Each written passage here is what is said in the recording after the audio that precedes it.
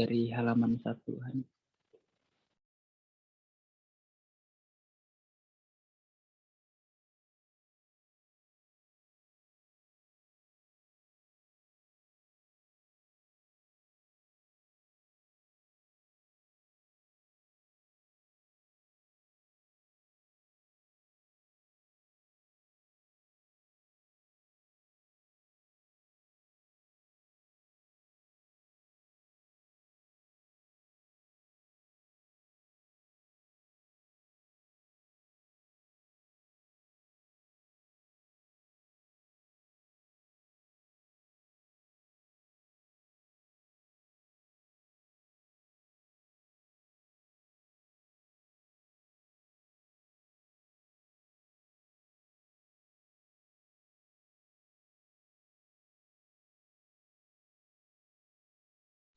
Baik, Assalamualaikum warahmatullahi wabarakatuh. Selamat pagi, Pak Ali dan teman-teman semua.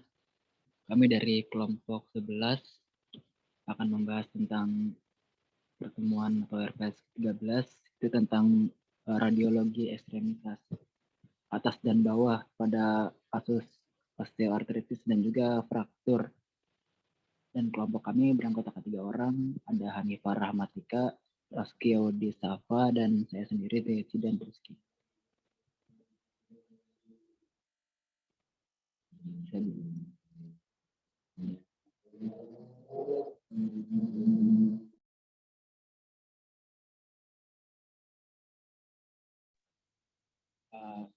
Jadi anatomi ekstremitas atas dan bawah itu apa sih sebenarnya? Anatomi anggota gerak atas dan bawah itu dikaitkan dengan kerangka badan. Untuk yang ekstremitas atas itu dari antara gelang bahu atau shoulder girdle yang terdiri dari scapula dan clavicula, dan tulang-tulang yang membentuk kerangka lengan seperti scapula dan clavicula, humerus, ulna, radius, terus tulang-tulang karpal, metakarpal, dan juga tulang-tulang falang. Sedangkan untuk ekstremitas bawah itu menerangkan tentang tulang-tulang dari regiopelvis, femur, tibia, fibula, tarsal, metatarsal, dan tulang-tulang falang pada kaki.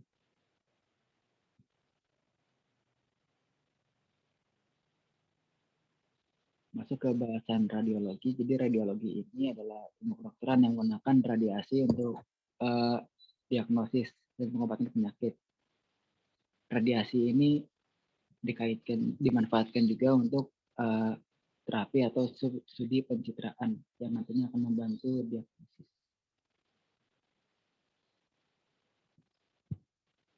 Dan ini ada beberapa jenis-jenis radiologi yang cukup umum dipakai. Itu pertama ada ronsen atau radiografi. Dia menghasilkan gambaran jaringan padat tubuh dengan hasil hitam putih. Uji pencitraan ini paling sering digunakan karena lebih cepat, lebih mudah, dan biayanya itu juga lebih terjangkau. Yang kedua ada MRI, Magnetic Resonance Imaging. Tes ini dapat mengambil gambar dari banyak bagian tubuh dan sangat baik untuk menunjukkan jaringan lunak tubuh dibandingkan ronsen. Dan yang ketiga ada fluoroskopi, tes yang digunakan untuk menampilkan gambar sinar X yang bergerak pada layar. Dan yang keempat ada CT scan, computer tomography scan. Tes ini menghasilkan gambar 3D dari bagian dalam tubuh. Pertama, alat akan mengambil gambar 2D dan ini diambil 2D dari berbagai sudut, terus gambar-gambar tersebut disatukan sehingga membentuk gambar 3 dimensi. Yang terakhir ada positron emission tomography atau PET scan, menghasilkan gambar dari berbagai permukaan pasien dan pasien akan disuntik dengan senyawa biologis aktif yang radioaktif. Akibatnya tubuh pasien akan memancarkan energi radiasi dan energi yang dipancarkan ini digunakan untuk menghasilkan gambar yang utuh. Dan ini ada indikasi penggunaan radiologi yang cukup umum ya. Menggunakan ronsen, radiologi yang paling umum itu dapat dilakukan terhadap berbagai kondisi seperti artritis, pneumonia, lalu tumor tulang, fraktur, deformitas, osteoporosis, dan juga kanker.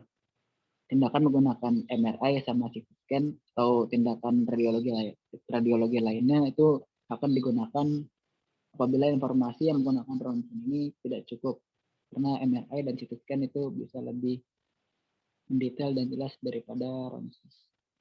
Next.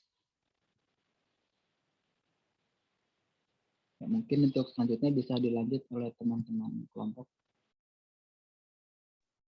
Ya, selanjutnya di sini ada radiologi pada pasien osteoartritis atau OA dan fraktur protesta trauma pada jaringan lunak. Yang pertama ada osteoartritis atau OA.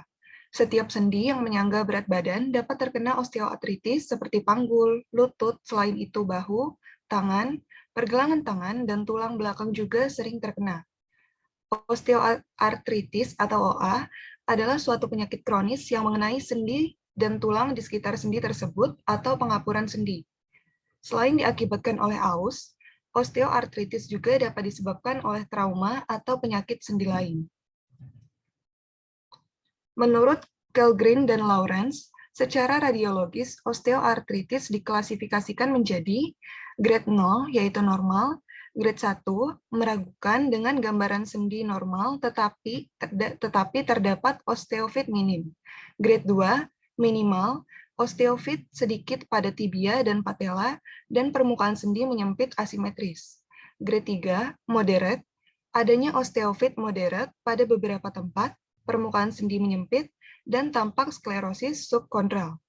Grade 4, berat, adanya osteofit yang besar, permukaan sendi menyempit secara komplit, sklerosis subkondral berat, dan kerusakan permukaan sendi. Gambaran radiologi OA sebagai berikut. Yang pertama ada pembentukan osteofit, yaitu pertumbuhan tulang baru semacam taji yang berbentuk di tepi sendi. Yang kedua, adanya penyempitan rongga sendi, yaitu hilangnya kartilago akan menyebabkan penyempitan rongga sendi yang tidak sama. Dan yang ketiga, badan yang longgar, yaitu badan yang longgar terjadi akibat terpisahnya kartilago dengan osteofit. Selanjutnya di sini ada foto ronsen sendi lutut normal pada posisi anterio-posterior. Pada gambar yang sebelah kiri dapat kita lihat foto ronsen normal nih, dan yang pada gambar sebelah kanan menunjukkan terjadinya pembentukan osteofit. Selanjutnya di sini terdapat foto ronsen sendi lutut normal pada posisi anterio-posterior. Pada gambar pertama menunjukkan penyempitan celah sendi pada panggul, tanda panah putih di sini. Lalu sklerosis subkondral, kepala panah putih, dan terbentuknya kista, kepala panah yang transparan. Lalu pada gambar yang kedua, diambil 2 tahun setelah gambar yang pertama, yang dimana ini menunjukkan semakin menyempitnya celah sendi dan sklerosis. Selanjutnya, os clavicula. Proyeksi yang digunakan pada teknik radiografi klavikula adalah sebagai berikut. Yang pertama ada proyeksi anterior-posterior. Dapat dilihat gambarnya di sebelah sini. Selanjutnya ada proyeksi posterior-anterior dan proyeksi anterior-posterior aksial.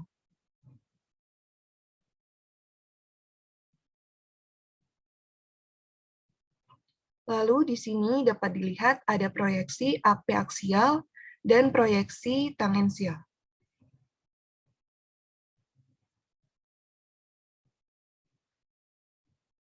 Baik, mungkin selanjutnya bisa dilanjutkan oleh rekan saya. Baik, saya lanjutkan. Yang kedua ada os scapula, yaitu teknik radiografi untuk os scapula ada sebagai berikut. Yang pertama, di sini bisa dilihat ada proyeksi anterior-posterior, dan ada proyeksi lateral. Selanjutnya, yang ketiga ada teknik radiografi untuk os humerus, yang di sini ada proyeksi anterior-posterior dan proyeksi lateral. Selanjutnya ada teknik radiografi untuk elbow joint. sebagai berikut. Di sini ada gambar proyeksi anterior, posterior, dan proyeksi lateralnya. Selanjutnya ada os manus. Di sini ada teknik radiografi, proyeksi posterior anterior atau dorsopalmar. Sebelahnya ada PA oblique, projection, lateral rotasi.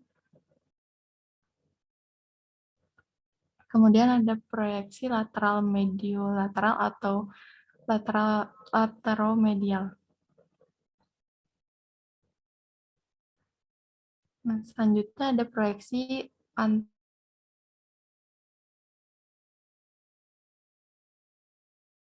perbandingan Norgaard metode.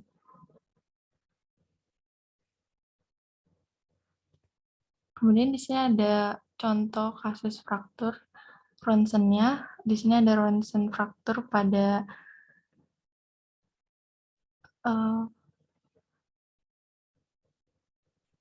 kaki dan MRI fraktur.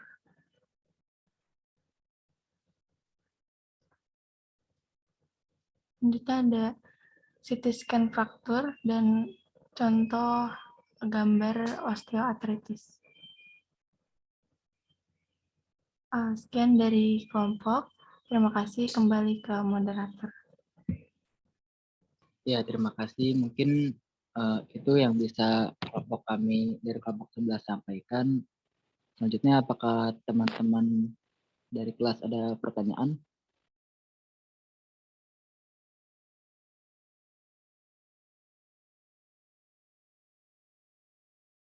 Ayo nanya, yang mau nanya.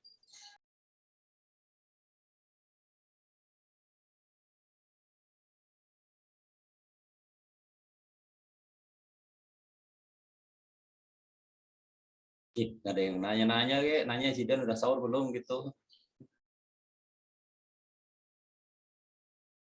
Ya, gimana teman-teman? Apa ada yang mau bertanya? Oke lah, kalau tidak ada yang nanya, berarti memang kali Zidan terlalu mempesona gitu ya, Dan ya. Permisi Pak. Ya, silahkan. Iya Pak, saya ingin bertanya ke kelompok mengenai grade osteoartritis yang tadi dijelasin sama kelompok di PPT. Bisa ini nggak kayak share gitu gambar grade osteoartritis itu kalau yang grade 1, 2 itu kayak gimana gitu, supaya kita ada gambaran juga kalau hasil ronsen grade-nya itu kayak gimana gitu. Oke, Mila. Yang lain apa ada yang mau bertanya?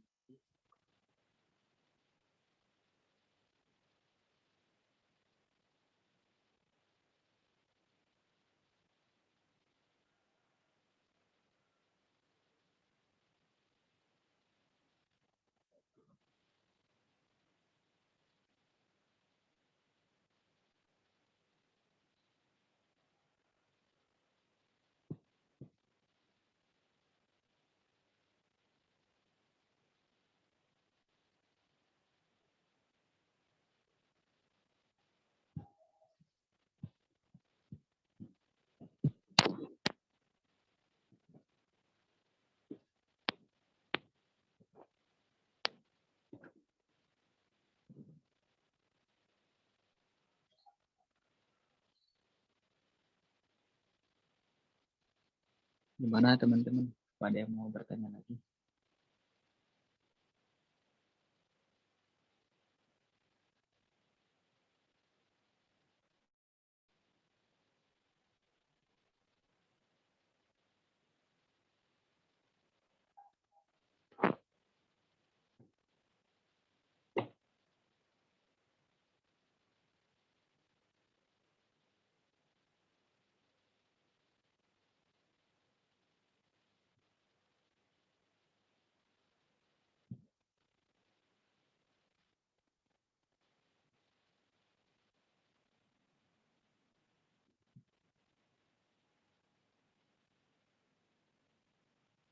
Mungkin dijawab dulu aja Zaid sambil mikir mau nanya apa gitu. Oke, ya silakan teman-teman kelompok bisa dibuka share screen lagi buat jawabannya Mila tadi.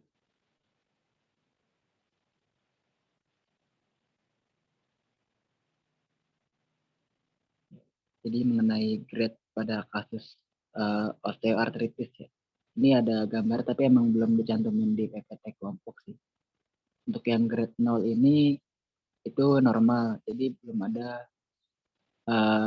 tanda-tanda OA.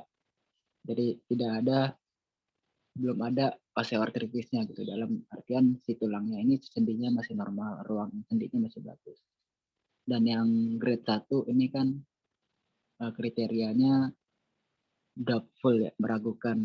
Jadi ya emang nggak terlalu beda dengan grade 0, tapi udah mulai ada penyempitan ruang sendinya. Kalau teman-teman bisa perhatiin sedikit, mulai ada penyempitan. Dan untuk yang grade 2 ini udah mulai lebih jelas lagi nih osteoartritisnya. Dia ada osteofitnya itu lebih banyak dan celah sendinya juga lebih sempit dibandingkan grade sebelumnya. Masuk grade 3 yang kategori moderat itu semakin sempit lagi. Hingga nanti di grade 4 bahkan itu sampai menyatu ya sendinya di grade 4. Osteofitnya tuh udah banyak dan rapet. Jadi menutup si ruang sendinya tersebut. Itu sih mungkin. Ya untuk yang grade 1 dan grade 0 ya sekilas emang nggak terlalu terlihat bedanya. Tapi udah masuk grade 2, 3 dan apalagi 4 itu udah mulai kelihatan ada tanda-tanda osteofit tambahan di sendinya untuk kasus osteoartritis gitu. Mungkin itu aja Mila. Apa mau ditanya lagi?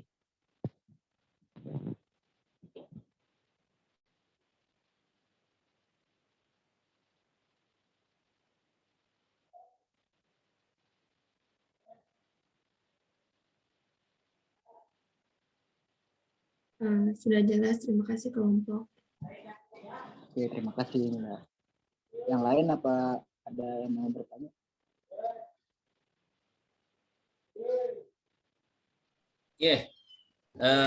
Lanjut aja ya, sambil ini ya, sambil nanti kali ada yang mau nanya. Kalau ada yang nanya, kalau nggak ada ya berarti kita nungguin buka puasa gitu kan. Ya nanya, berarti langsung ngabuburit. Habis ini masih ada kuliah lagi? Belum dikabari lagi Pak. Oh gitu ya. Jadi kuliahnya nunggu kabar gitu ya. Iya. Kalau kuliah nunggu kabar nggak bisa main kemana gitu, nggak bisa janji kemana gitu ya, karena nggak ada jadwal kan. Ribet. Oke, nah ini adalah apa ya, tentang mana sih tadi PowerPoint saya kok nggak nongol. Sebentar, PowerPoint saya kemana? Oh ini. Hari ini materinya tentang ekstremitas atas dan bawah. Ini sih sebenarnya bukan materi yang susah gitu ya, bukan materi yang susah. Dengan klinis-klinis juga tidak terlalu susah. Sebentar ya, kucing minta masuk. Sebentar. Kucing saya minta masuk. Sebentar.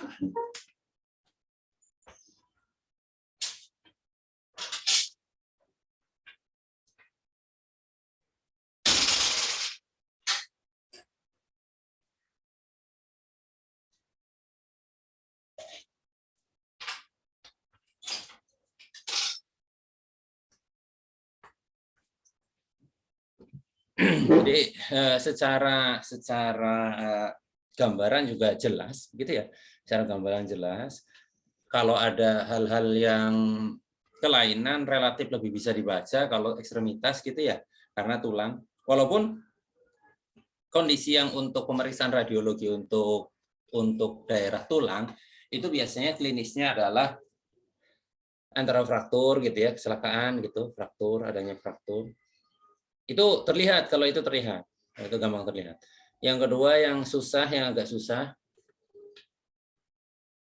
adalah kalau klinisnya dislokasi, itu susah, lumayan lah ya, ada beberapa hal yang susah untuk dislokasi, untuk dibaca. Terus yang terakhir adalah materi kalau klinisnya yang tadi osteoartritis dan lain-lainnya. Gitu.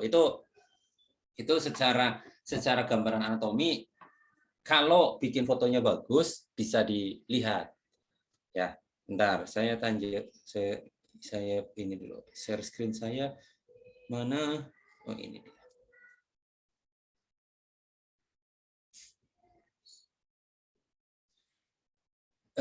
Oh iya. Ini nggak saya fullkan karena kalau di fullkan biasanya error. Share screen saya udah terlihat? Ya, Sudah, Pak. Oke ya. Ini yang pertama, ketika kita memperhatikan gambar tentang tulang belulang, ya tentang pertulangan, biasanya yang pertama yang harus diperhatikan adalah yang ini, osifikasi. Ya, osifikasi. Jadi ketika kita membuat foto ronsen, melihat foto ronsen, jangan lupa lihat umurnya, umur pasiennya. Karena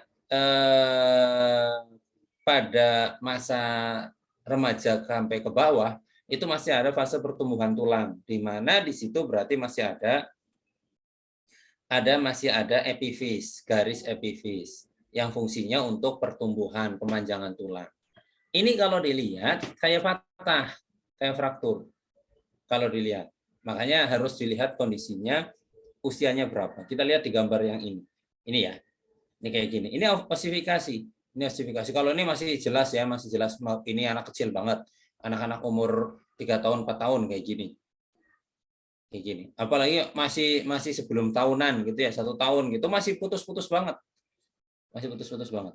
Nah, yang ini kira-kira di umur-umur 6, 7, 8 tahun. Yang gambar yang A. Gambar yang B itu udah umur belasan. Gambar yang B itu umurnya udah belasan.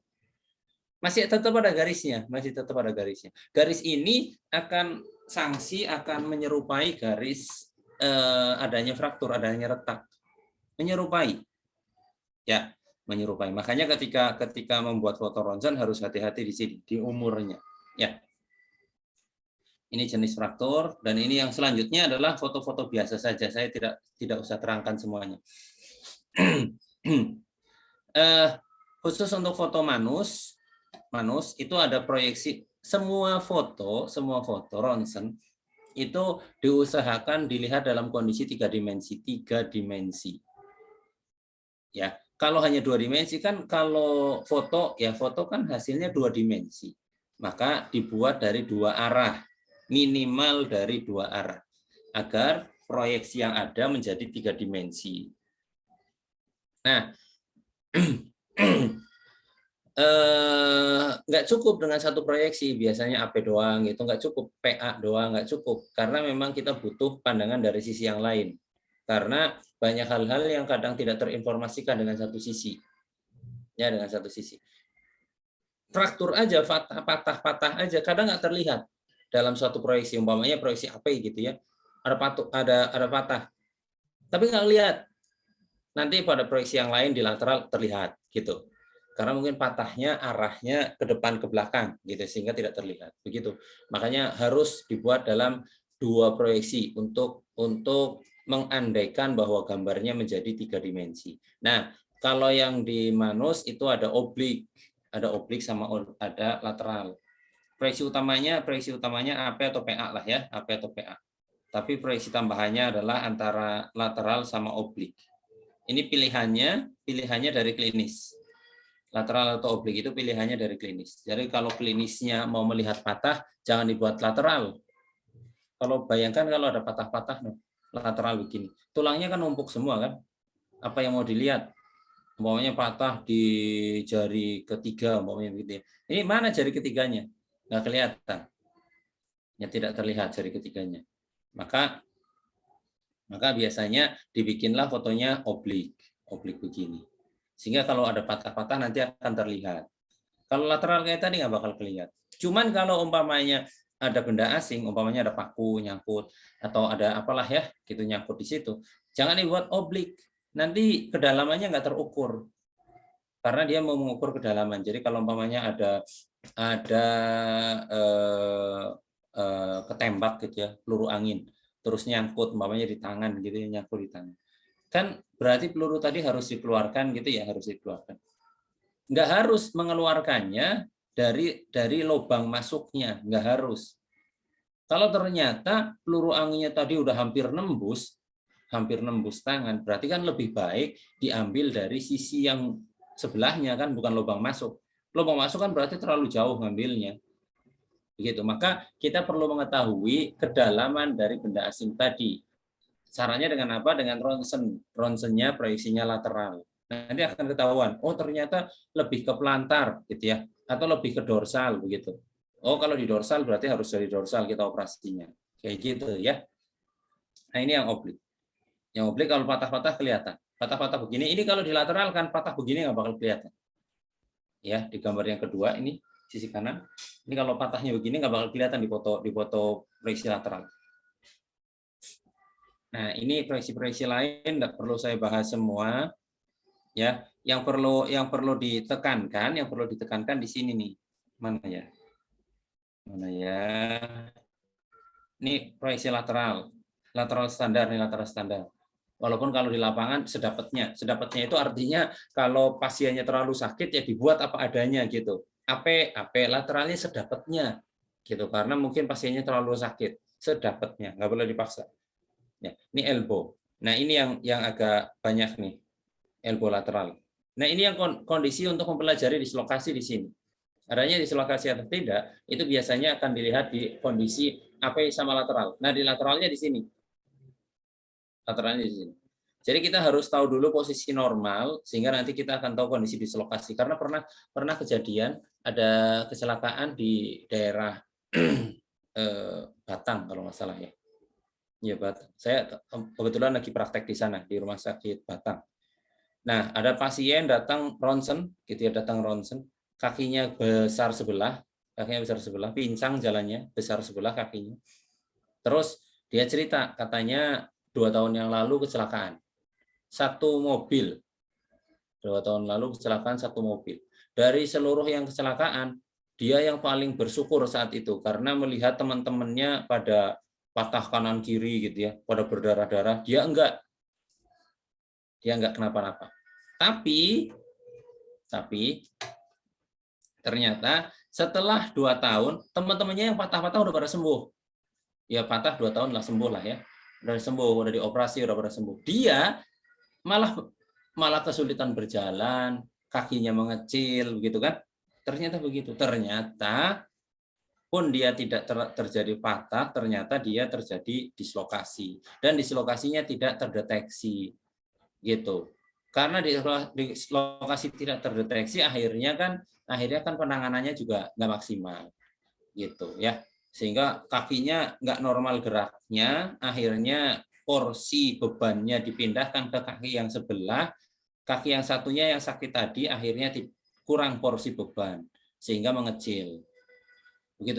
Ini tindakan ini harus hati-hati untuk menilai kondisi dislokasi itu harus hati-hati. Sangat susah. Jadi harus hati-hati, harus tahu kondisi normal dan lain-lain. Ini termasuk kondisi untuk foto lateralnya, ini elbow lateral. Ini dalam kondisi real di lapangan itu tidak harus, kan normalnya begini nih, normalnya mana ya? Kok ini dia. Normalnya proyeksi yang harus dibuat kan ini. Proyeksi yang harus dibuat ini normalnya. Cuman ini hanya sekedar usaha. Usaha itu artinya kalau pasiennya bisa diusahakan dibuat begini. Kalau pasiennya nggak bisa, sebisanya, umpamanya pasiennya bisanya begini, ini paling umum begini, paling umum. Walaupun harusnya yang ini, tapi seringnya di lapangan paling gampang bikinnya begini. Nah, kalau kondisinya begini, ya usahakan dirubah jadi begini, diusahakan dirubah menjadi kondisi yang normal. Tapi kalau nggak bisa ya sudah, jangan dipaksa.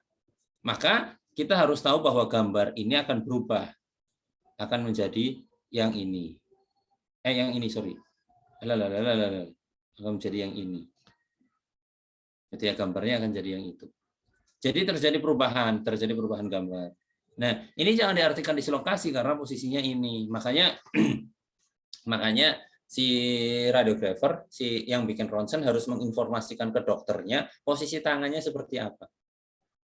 Ya, posisi tangannya kayak apa. Karena kalau posisi tangannya berbeda, nanti hasil gambarannya berbeda. Yang berpengaruh di sini biasanya posisi tangan itu mempengaruhi elbow, terus ini shoulder, itu mempengaruhi. Shoulder itu mempengaruhi. Itu penilaian dislokasi itu penting sekali di situ. Makanya si radiografer harus berusaha sekuat mungkin untuk membuat foto dalam kondisi proyeksi standar. Proyeksi yang standar. Kalau kondisi pasiennya tidak memungkinkan, maka dibuat sebisanya pasien dengan catatan apa yang tadi dibuat diinformasikan ke dokter. Sehingga nantinya dokternya tahu kondisinya kayak apa, begitu ya. Karena kan realnya ketika dokter menerima foto ronsen, pasiennya sudah tidak ada. Waktu bikin foto ronsen dia nggak lihat. Realnya seperti itu, sehingga perlu informasi. Nah, ini gambar-gambar yang lain. Lanjut saja, karena sudah dikirim dalam bentuk video. Nah, termasuk yang ini nih, yang shoulder AP nih ya. Ini shoulder AP itu, tangannya, posisi tangan. Posisi tangannya berubah, gambarannya juga akan berubah. Posisi tangannya berubah, gambarannya berubah. Gitu ya. Ini normalnya ini nih, shoulder AP itu tangannya posisinya seperti ini, posisi anatomi. Normalnya begini. Tapi begitu kayak tadi, kondisinya pasiennya tidak bisa, maka dibuat seadanya. Dengan catatan, posisi pasiennya diinformasikan ke dokter. Nah, ini sering salah, ini sering terjadi. Ini berbahaya ke pasien. Ini krusial banget ke pasien. Jadi sering salah kayak tadi, karena tidak diinformasikan, akhirnya tadi ya dibaca sama dokter normal, padahal dislokasi. Akhirnya kan tidak tertangani dengan baik. Atau dibaca sama dokter dislokasi. Dibacanya dislokasi padahal kondisinya normal. Apa yang terjadi? Ada kemungkinan pasiennya dioperasi padahal tidak ada apa-apa. Begitu udah dioperasi, dibuka-buka gitu ya, mau dislokasinya mau dibenerin, ternyata normal, nggak ada apa-apa. Kan yang rugi pasien. Gitu ya. Dan itu pernah terjadi. Kemarin belum lama juga pernah terjadi di sebuah rumah sakit. Operasi tulang belakang. Tulang belakang kan dari ujung atas sampai bawah, kalau sudah dibatasi luas lapangan penyinaran gitu ya, dikolimasi, hanya tulang belakangnya kan nggak kelihatan itu torakal berapa, lumbal berapa, kan nggak kelihatan. Kalau tidak dikasih tanda, kalau tidak dikasih tanda-tanda, oh ini torakal 12, ini torakal 5 umpamanya gitu ya. Kalau tidak dikasih tanda, nggak kelihatan. Nah, pernah seperti itu dioperasi, ternyata karena salah tidak dikasih tanda, operasinya naik. Harusnya torakal 78, operasinya naik di 56. Torakal 5 dan 6. Karena kalau dilihat secara kasat mata, yang ada kelainan kayaknya di 56. Gitu kalau dilihat dari luar. Ternyata begitu dibuka, 56-nya normal, bro. Padahal udah dioperasi dengan tingkat kesulitan yang tinggi. Tulang belakang itu susah, operasinya susah. Karena kecil-kecil. Banyak tikungan, gitu ya, susah. Nah, sudah dioperasi dengan tingkat kesulitan yang tinggi, ternyata tidak ada apa-apa di situ. Push. Padahal operasi udah 3-4 jam itu. Salah titik. Ya kan nggak mungkin. Terus dari 56 dirobek sampai ke 78, kan nggak mungkin. Terlalu panjang kan? Dan terlalu beresiko ke pasien. Wah, itu pasien sudah diobrak-abrik ya. Itu kesalahan di radiologi seperti itu. Ya. Jadi itu harus diperhatikan. Nah, ini shoulder dan lain-lain, proyeksi-proyeksi yang lain. Ini sudah dijelaskan dalam video gitu ya. Sudah dijelaskan dalam video proyeksi-proyeksi ini.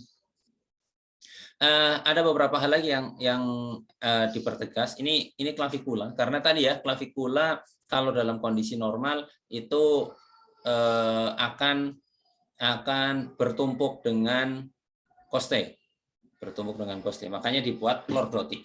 Kalau kondisinya fraktur itu dua arahnya ya ini, dua arahnya. Jadi kan saya tadi ya bahwa foto ronsen itu harus mampu menampilkan gambaran 3 dimensi. Nah, maka untuk klavikula yang selalu dibuat kalau untuk kondisi kecelakaan atau memperjelas kondisi fraktur, maka dibuat dalam kondisi tanpa lordotik. Yang keduanya dibuat dalam kondisi lordotik. Jadi dua arahnya itu. Nah, lordotiknya tidak dibeginikan kalau kondisinya kecelakaan, sakit pasiennya. Biasanya nggak sanggup. Yang dirubah adalah sentral ray-nya saja, arah sinarnya. Jadi yang dirubah ininya saja. Pasiennya tetap tegak, yang ininya ditambah. Ini angka 0 sampai 15-nya ditambah, biasanya sampai 35 derajat ditambah. Sehingga dengan sendirinya klavikulanya, tulang klavikulanya akan tetap terlempar ke atas. dan ada juga proyeksi yang khusus untuk klavikula. Ya, proyeksi khusus untuk klavikula yang biasa kita buat di dunia radiologi. Proyeksi yang kalau pasiennya habis operasi penyambungan klavikula. Operasi penyambungan klavikula. Jadi proyeksinya harus mampu menunjukkan gambar seperti ini. Umpamanya ini klavikula nih, ini klavikula umpamanya. Maka gambar yang pertama harus mampu menunjukkan platnya ada di sini. Itu platnya. Terus ini umpamanya tulang patahnya ya, ini patahnya ya. Ini patahnya di sini umpamanya. Ini patah. Nah, maka disambung pakai plat. Terus baut-bautnya kelihatan gini, titik-titik di sini. Kayak gitu. Ini proyeksi yang pertama harus kelihatan kayak gitu. Proyeksi yang kedua harus terlihat yang seperti ini. Ini tulangnya, patahnya ada di sini nih, patahnya nih. Ini platnya di atas sama di bawah. Platnya di atas di bawah. Terus bautnya harus gitu nancep ke bawah, kelihatan baut-bautnya. Proyeksi yang kedua harus mampu memperlihatkan gambaran itu. Jadi ini harus agak diraba dikit. Oh, arah bautnya kemana sih? Sehingga sudutnya menyesuaikan. Gitu, sudutnya menyesuaikan. Gitu. Sehingga informasi untuk dokter lengkap bahwa operasinya berhasil atau tidak. Kalau sudah pemasangan pen, operasi berhasil itu harus lurus 100%, harus lurus. Kalau masih menceng-menceng nanti akan dinilai. Kalau terlalu melenceng akan diulang. Wah, kan repot banget ya diulang ya, operasi diulang ya, repot banget, akan diulang. Tapi kalau masih bisa ditoleransi, ya akan dibiarkan. Gitu, karena operasi pemasangan pen itu berarti minimal operasinya 2 kali. Pemasangan dan pelepasan kan. Kalau udah dipasang harus dilepas karena ini benda asing dalam tubuh. Begitu. Dan biasanya paling males tuh lepas pen. Kalau lagi sakit habis jatuh pasang pen kan masih kondisinya lagi sakit ya, butuh harus pasang pen. Jadi operasi ya ayo operasi gitu kan. Tapi begitu sudah sembuh, sudah terasa normal, pikirnya kan saya udah nggak kenapa-napa kok gitu. Ngapain lagi dioperasi padahal harus ngambil besi yang ada di tulangnya kan. Gitu. Banyak tuh yang harusnya setelah 3 tahun operasi gitu ya, diambil pennya gitu ya, 2 tahun lah maunya gitu ya. Itu sampai 5 tahun, 10 tahun belum diambil, banyak yang kayak gitu karena takut operasinya karena kondisi tidak butuh gitu ya. Kondisi tidak darurat. Makanya orang takut mau operasinya. Ya kita lihat bahan pennya gitu ya. Kita lihat bahan pennya. Kalau bahan pennya yang mahal ya puluhan tahun awet. Nggak apa-apa. Tapi begitu bahan pennya tidak terlalu bagus, yang daya tahannya umpamanya hanya 1-2 tahun ditanam dalam tubuh, maka lebih dari itu mulai akan kayak berkarat. Gitu. Akan tergantung harga lah ya, tergantung harganya. Gitu. Semakin mahal ya makin awet. Begitu. Dan kalau ini ternyata anak kecil ya harus dilepas karena tulangnya mau tumbuh gitu. Kalau nggak dilepas nanti jadi bonsai anaknya.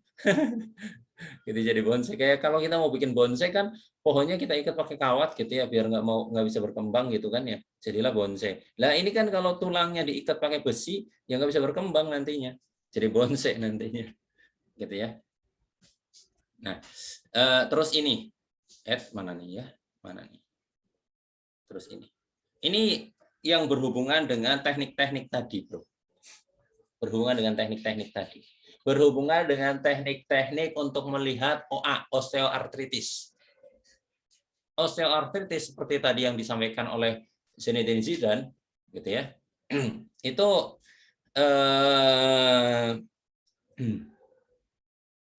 bisa terlihat dari penyempitan sendi ataupun adanya osteofit pada ruang sendi. Gitu ya, kata Zainuddin Zidane tadi. Nah, penyempitan sendi ini hanya bisa dilihat ketika sendinya dalam kondisi normal. Kalau sesempit-sempitnya tulang lutut, nih ya, sesempit-sempitnya tulang lutut, kalau waktu pada saat di ronsen, posisi pasiennya tidur, kan tulang lututnya nggak kebeban. Sendi lututnya nggak kebeban. Akhirnya kan melonggar kan. Orang yang osteoartritis itu sakit ketika jalan. Artinya ketika jalan nanti tulang atas sama bawahnya bergesek. Bergesek gitu ya, gesekan sehingga jadi sakit. Jadi sakit. Nah, kalau lagi tidur saya ya enggak, karena merenggang, karena tidak terbeban. Maka butuh yang namanya beban untuk memperlihatkan di situ adanya penyempitan sendi atau tidak. Nah, ini di acromioclavicular joint termasuk semua sendi osteo OA itu bisa kena semua sendi. Sendi apa aja bisa kena. Termasuk di sini adalah acromioclavicular joint. Itu dibikin beban tuh, beban. Bebannya kanan kiri.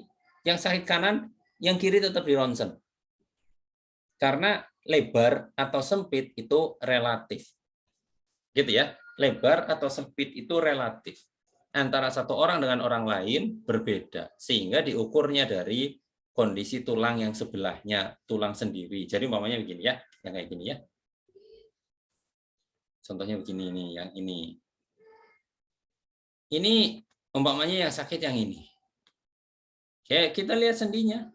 Nah, pembandingnya yang mana? Yang ini. Pembandingnya. Pembandingnya yang kiri. Gitu. Pembandingnya yang kiri.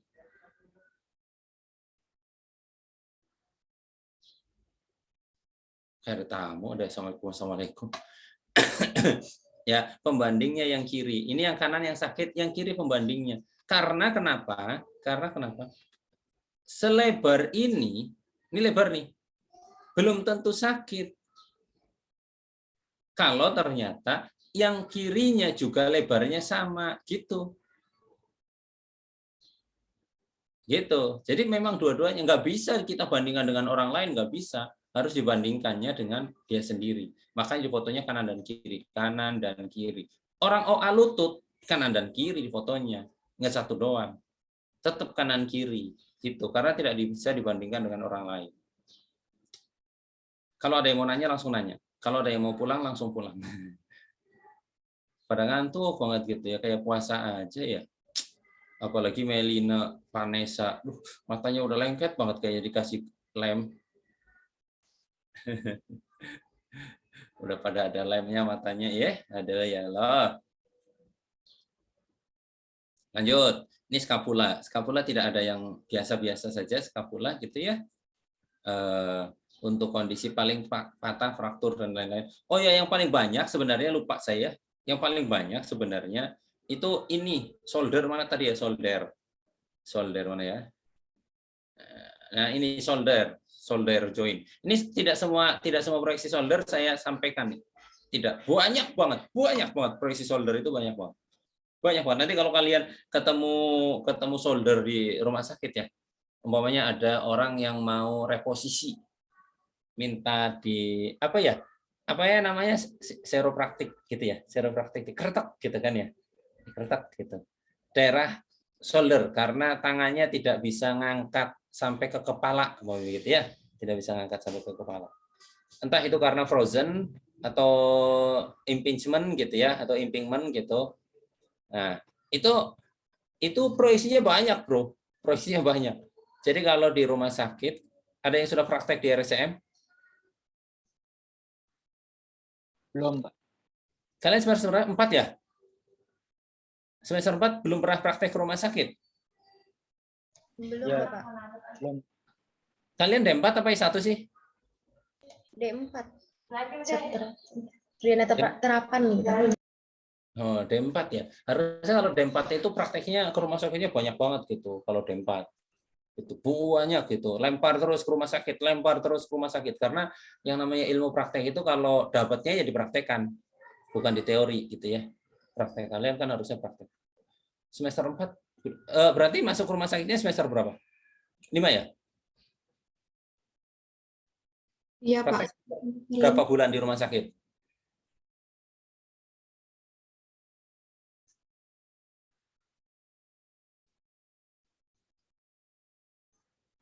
Sebulan kayaknya Pak.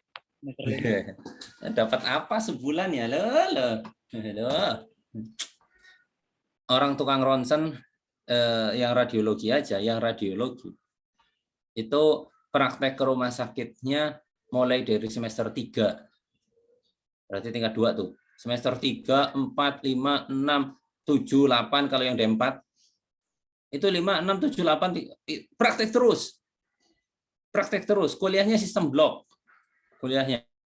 Jadi 3 bulan kuliah, 2 bulan praktek rumah sakit, sebulan libur. 3 bulan kuliah, 2 bulan praktek rumah sakit, sebulan libur terus. Jadi tiap semester itu 2 bulan terus ke rumah sakit. Jadi sampai ngelotok, sampai hafal. Sampai hafal terus ke rumah sakit. Gitu. Karena memang kondisinya kan harus keahlian ya, harus keahlian. Sampai kalau bikin foto ronsen bisa sambil merem gitu. Gitu. Seharusnya kalian juga gitu. Praktek sampai bisa mijit sambil merem. Gitu ya. Gitu. Nah, dan ilmunya banyak banget kalau di rumah sakit itu. Saya ngerasain mahasiswa saya itu kalau semester 1-2 ajarin itu tuh kagak nyambung. Karena bayangannya itu belum dapat. Tapi begitu sudah praktek 2 bulan, pulang terus kuliah, itu sudah mulai nyambung tuh karena apa yang ditanyakan sudah terbayang. Di rumah sakit kayak gini, oh itu yang dimaksud, oh ini yang dimaksud gitu, sudah punya gambaran. Nanti semester 4 lebih keren lagi gitu, lebih variasi lagi. Ditanya ini udah bisa, tanya ini udah ini. Minimal, Pak, kalau yang itu kenapa sih kok kemarin di rumah sakit begini? Pak, mau begini kenapa sih gitu. Udah mulai karena memang sudah aplikasi langsung begitu ya. Sudah enak komunikasinya. Kalau belum berat. Kalau belum ke rumah sakit itu belum real ngerjain gitu, itu berat. Nah, di solder join, kalau di RSCM, terutama rumah sakit pendidikan ya, RSCM kan rumah sakit pendidikan, itu evaluasi yang dilakukan itu banyak bro, untuk menilai jam berapa ini,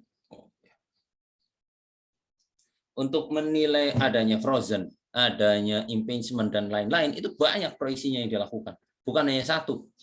AP lateral, terus nanti IVU, solder Y gitu ya, solder Y, terus abduksi dan lain-lain. Itu kayak paket, bro. Kayak paket kalau di rumah sakit itu kayak paket. Kalau di rumah sakit di RSCM itu kayak paket. Jadi kayak kalau kalian pergi ke KFC, pilih menu paket combo, mau gitu ya. Paket combo. Maka di dalam menu paket combo itu ada nasi, ada ini gitu.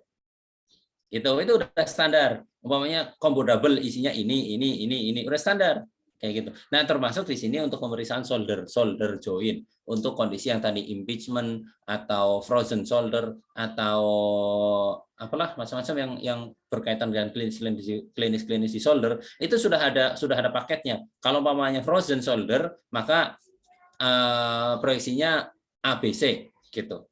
Kalau umpamanya rotator cut off, gitu ya, rotator cut off, gitu. Maka proyeksinya adalah A, C, D, gitu. A, C, D, gitu.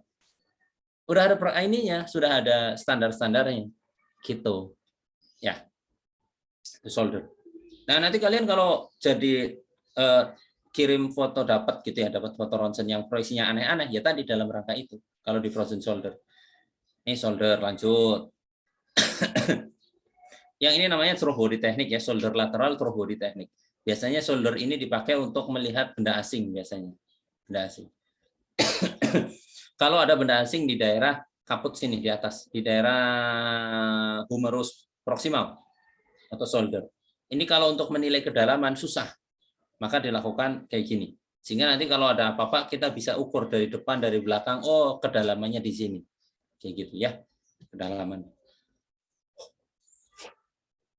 Ini PA oblik atau untuk melihat skapula ini ya. Nah, ini yang tadi saya sebut Y-view. I-view, ini Y. Jadi soldernya akan kelihatan kayak huruf Y. Yang dilihat soldernya. Jadi ini bukan untuk melihat si skapula. Karena untuk menilai skapula terlalu susah. Kenapa? Karena skapulanya, bodinya, ya, korpus skapulanya berimpit tumpukan dengan humerus. Ini kalau ada patah-patah ya susah nilainya, nggak bisa. Berarti ini yang dinilai bukan si skapula, tapi Y-nya ini antara akromion sama korakoid. Gitu. Ini di sini isinya banyak sekali. Ya. Klavikula lanjut, klavikula lanjut. Nah ini tadi akromion clavikular joint yang pakai weight bearing, namanya weight bearing. Ya, weight bearing. Ini skapula. Lanjut. Nah, ini skapula yang tadi, skapula yang memang untuk menilai skapula, bro. Gambarnya harus begini. Skapula yang untuk menilai korpusnya skapula. Gambarnya si korpus skapula harus terpisah dari humerus. Harus. Kalau tadi kan tertumpuk, nggak bisa dinilai. Kalau ini terpisah. Gitu ya. Ini cerita fraktur. Baru masuk ke ekstremitas bawah. Pedis, aman. Pedis biasanya kita membuat foto dengan penyudutan arah sinar karena biar sendi-sendi di sini terbuka gitu ya. Aman. Nah, ini lateral juga seperti itu. Lateralnya ada dua, ada lateralnya ada yang normal aja begini, lateral dengan kondisi pasien supine, ada lateral yang dengan kondisi pasien berdiri untuk melihat longitudinal arch-nya. Ini ya, cengkungan ini longitudinal arch-nya. Karena ada flat foot gitu ya, ada yang flat foot yang kakinya rata, yang sering sakit. Kalau kakinya rata kan daerah sini ketika jalan akan nempel ke bawah. Kalau longitudinal arch-nya lurus, maka berarti dia adalah flat foot. Gitu ya, flat foot memang, kakinya rata. Ini ankle. Ankle sekarang bergantinya, biasanya dulu kan AP ya mintanya. Kalau sekarang rata-rata mintanya mortis. Yang ini nih. Mortis yang seperti ini karena gambarnya terbuka semua. Jadi AP-nya diganti menggunakan mortis dengan cara penyudutan 20 derajat ke arah medial. Ya, ke dalam, rotasi ke dalam 20 derajat. Ini jadinya mortis. Ankle mortis. Nah, ini ankle lateral normal saja. Ini cruris aman. Cruris sampai lateral aman. Buatnya hanya seperti itu. Terus ini knee joint. Nah, knee joint yang tadi yang kondisi OA yang harus diperhatikan. Proyeksi yang dibuat adalah ini. Ya, posisinya berdiri namanya weight bearing. Karena kalau kondisinya tidur, penyempitan sendi tidak bisa terlihat, tidak bisa dinilai. Sendinya menyempit atau tidak bisa dinilai kalau pasiennya tidur karena tidak tertekan. Maka harus dalam kondisi berdiri. Dan di fotonya kembali kanan kiri, walaupun yang sakit hanya sebelah, fotonya tetap kanan kiri. Ini weight bearing. Ya, ini femur aman. Ini femur lateral tapi hanya dapat distal. Karena bagian proksimalnya terlalu tebal, gambarnya nggak dapat. Proksimalnya berarti masuk ke pelvis, nggak dapat. Nah, ini lateral yang untuk proksimal, ini kondisi ya darurat lah ya, walaupun nggak bisa lateral banget, tapi ya bisa lah, anggap aja lateral begini gitu ya. Ini lateral. Nah, ini untuk ini kolum femoris, ini namanya proyeksinya frog leg, ya, proyeksi kaki kodok, frog leg. Ini untuk menilai kolum femoris, dilihat kolumnya, karena tapi jangan membayangkan proyeksi ini untuk kondisi pasien fraktur kecelakaan, tambah patah, nggak bisa, ya. Jadi harus diakal-akalin. Ini hip joint. Nah, biasanya kalau kondisinya fraktur, pakainya proyeksi yang ini. Ini kaki kiri umpamanya patah ya di daerah proksimalnya. Proyeksinya pakainya ini. Yang kaki kanannya diangkat, sinarnya dari bawah. Untuk proyeksi lateral. Untuk proyeksi AP tadi sudah bisa langsung dari atas. Ini untuk lateral. Ya. Nah, ini kembali ke posisi kaki menentukan prestasi.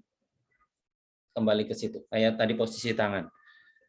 Kaki akan menentukan panjangnya dari kolum femur. Posisi kaki. Posisi kaki seharusnya seperti ini.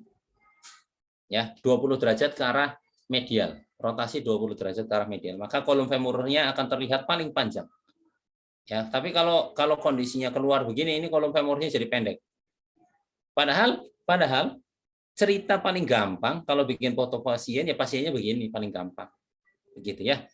Nah, ini gambar-gambar OA tadi sudah dijelaskan. Kira-kira itu. Dan ada beberapa kondisi yang harus hati-hati. Jadi tapi santai sajalah ya, bahwa kalian sebagai fisioterapis pasti sudah sampai di ujung diagnosa, artinya tinggal melakukan. Tinggal melakukan di situ artinya semua cerita tentang pasien sudah ada, semua kondisi pasien sudah ada, sehingga kalian melakukan sudah ada rambu-rambunya, bahwa ini tidak boleh pakai ini nggak boleh ditekan, ini nggak boleh pakai ini harus dengan kondisi begini, ini harus di terapi yang seperti ini, gitu sudah ada rambu-rambunya. Karena sudah ada banyak pemeriksaan sebelumnya, sehingga kemungkinan besar tidak terjadi kesalahan. Bahkan kalau beberapa tukang urut, ya, beberapa orang tukang urut patah tulang tuh, urut patah tulang, itu begitu datang biasanya minta ronsen juga. Di ronsen dulu sana ke rumah sakit gitu. Nanti setelah di ronsen diurut ke sini gitu. Biasanya begitu. Karena itu untuk rambu-rambu dia biar jangan sampai kondisi yang awalnya tidak seberapa parahnya tapi menjadi lebih parah karena diurut, jadi tambah patah. Begitu Bapak Ibu semuanya. Ya, silakan kalau ada yang mau nanya. Berarti sudah 2 kali saya 2 kali saya menjelaskan tentang ini di video sudah, ini sekalian langsung sudah. Kalau nggak paham ya terserah lulu pade gitu kan. Ya, Reza Saputra. Serius amat, Za. Padahal baru sahur tadi jam 7 kan, Za. Ayo, ada yang mau nanya apa aja boleh. Yang penting jangan nanya nasib.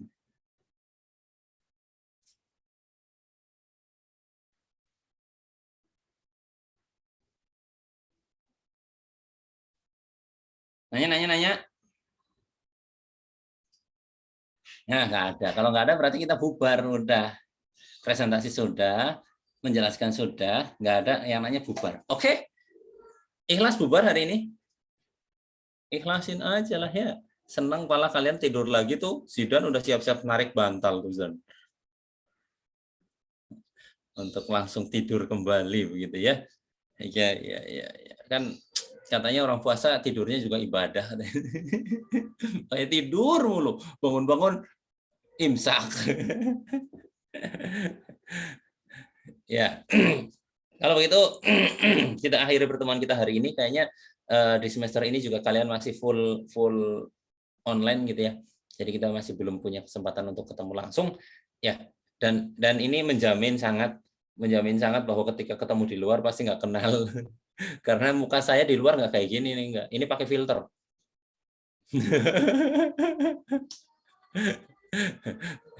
Ini muka saya di luar nggak kayak gini. Ini pakai filter macam-macam ya. Nanti begitu ketemu, lah ini katanya gitu kan, mengecewakan katanya. Kira-kira begitu Bapak Ibu semuanya. Saya akhiri pertemuan kita pagi ini. Terima kasih. Assalamualaikum warahmatullahi wabarakatuh. Waalaikumsalam. Terima kasih, Pak. Terima kasih. Dari tadi sepi banget. Suaranya cuma assalamualaikum doang. Waalaikumsalam.